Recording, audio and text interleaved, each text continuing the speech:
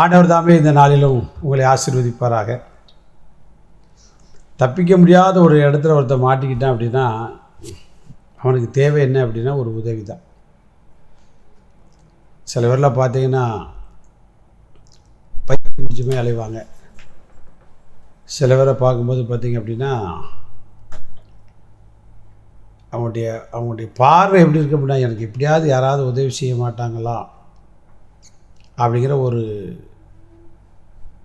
ஒரு ஏக்கம் அவருடைய நடவடிக்கையில் தெரியும், அவருடைய பார்வையில் தெரியும்.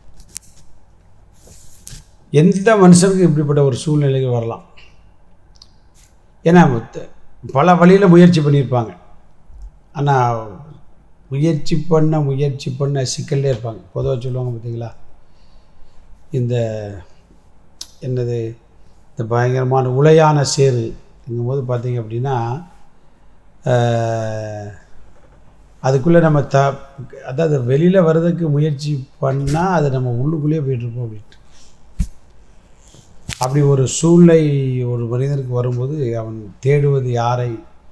தன்னை விடுவிப்பதற்கு ஒரு மனிதரோ அல்லது ஒரு தேவ சக்தி படைத்த ஒரு ஆளோ தனக்கு வேணும். தன்னை விட அவங்க பலவானாக இருக்கணும் அப்படிங்கிற விருப்பம் இருக்கும்.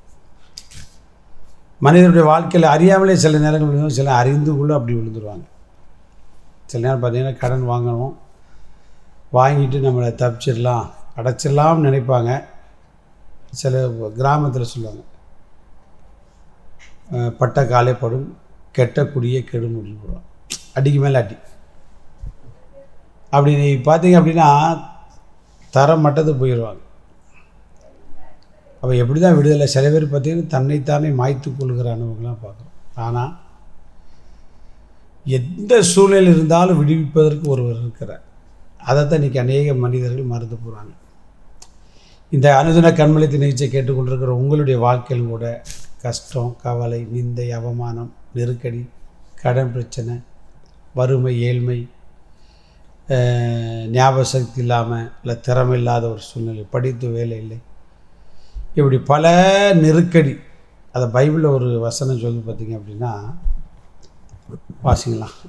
என்னாம் புத்தகம் 20ஆம் அதிகாரம் 16ஆம் வசனத்தை நான் வாசிக்கிறேன். கர்த்தரை நோக்கி நாங்கள் மன்றாடினோம், அவர் எங்களுக்கு செவி கொடுத்து ஒரு தூதனை அனுப்பி எங்களை எகிப்திலிருந்து புறப்பட பண்ணினார்.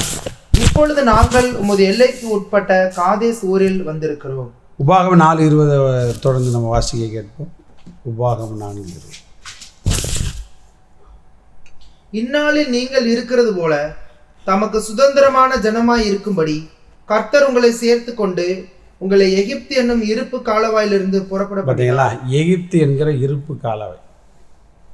எகிப்து இஸ் ஈக்குவல் டு என்ன அப்படின்னா இருப்பு காலவாயில் தப்பிக்க முடியாத ஒரு சூழ்நிலை. அது எல்லாருக்கும் எகிப்து என்பது ஒவ்வொருக்கும் ஒவ்வொரு விதமானது. அதான் நம்மளா கடன் இருக்கும், சிலவருக்கு வியாதி இருக்கும், சிலவருக்கு தொழில் வியாபாரம் பண்ணி பார்ப்பாங்க, தப்பிக்க முடியாது. சில பேருக்கு பரீட்சையில் தோல்விக்கு மேலே தோல்வி, ஞாபக சக்தி இல்லாமல் போயிடும். ஏதோ ஒரு விஷயங்கள், பண நெருக்கடி, எதுவாக இருந்தால் பரவாயில்ல.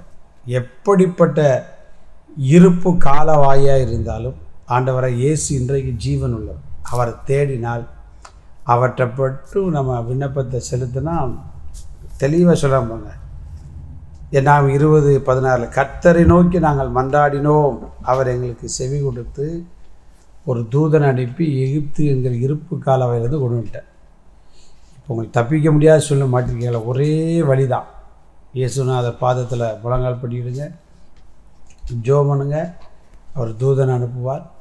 விடுவித்து மகிழ்ச்சியும் சமாதானத்தையும் நிச்சயம் உங்களுக்கு தருவார். God bless you.